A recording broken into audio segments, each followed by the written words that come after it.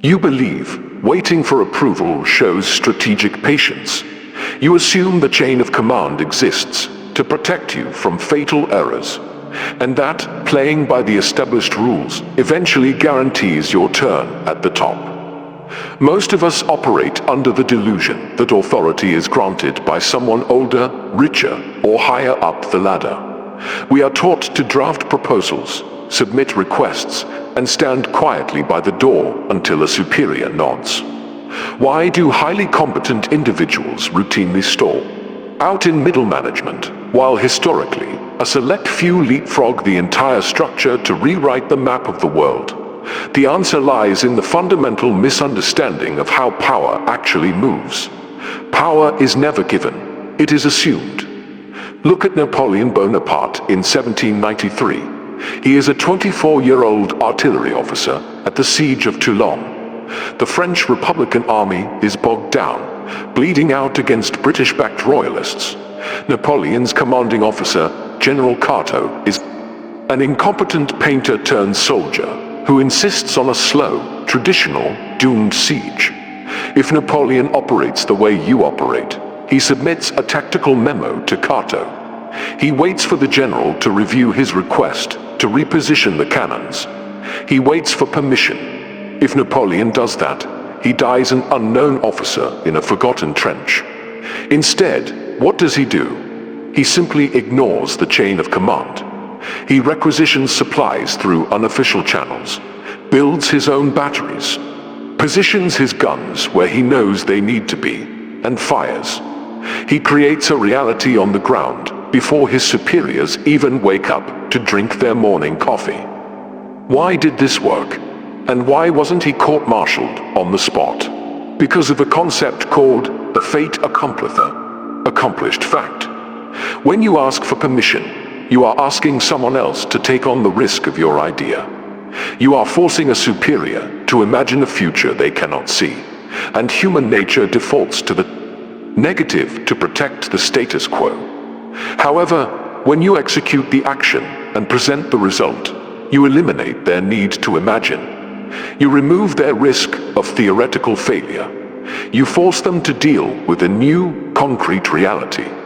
The strategy is leveraged through execution. In your own life, in your organization, the moment you ask for approval to build a prototype, launch a campaign, or restructure a workflow, you inject friction into the system. You invite committees. You invite compromise. How do you apply this without destroying your career? You stop sharing plans. You start sharing outcomes. You do not ask for a budget to build a tool. You build a crude version of the tool over the weekend, generate a measurable result, and drop it on the table. You isolate a microsystem you control, apply overwhelming force to it, and expand your territory through competence rather than request. This brings us to Alexander at the river Granicus, his top general. Parmenion, a seasoned veteran who served Alexander's father, advises him to halt, rest the troops, and wait for morning to cross the river. The Persian army is waiting on the opposite bank. The standard military doctrine dictates patience. The rules demand a pause. What happens if Alexander listens? The Persians fortify their banks, the Macedonian momentum dies, and history forgets the young king. Alexander did not convene a committee. He did not seek consensus. He immediately plunged his cavalry into the river, charging straight into the teeth of the enemy before they could fully form their lines. He shattered the Persian defenses because he understood a crucial mechanical truth. Speed neutralizes authority. When you move faster than the bureaucracy can process your actions, you dictate the terms of engagement. Bureaucracies, hierarchies, and gatekeepers are designed to process requests slowly. They have no mechanism to handle immediate, localized, aggressive execution.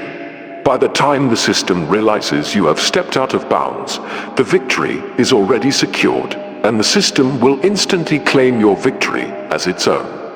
This is the architecture of leverage. You must realize that the invisible walls holding you back are entirely fictional.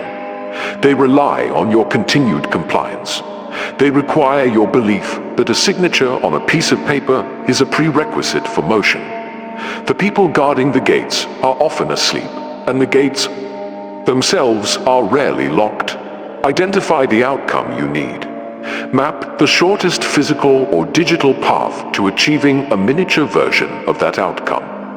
Execute that path quietly. Do not announce your intentions. Do not send an email outlining your ambition. Move the resources you currently possess, no matter how small, and secure a tangible win. When you force the world to react to what you have already done, you strip away the barrier of permission. You transition from a subordinate, waiting for a signal, into an autonomous force generating its own gravity. Execute the act. Let the system catch up to you.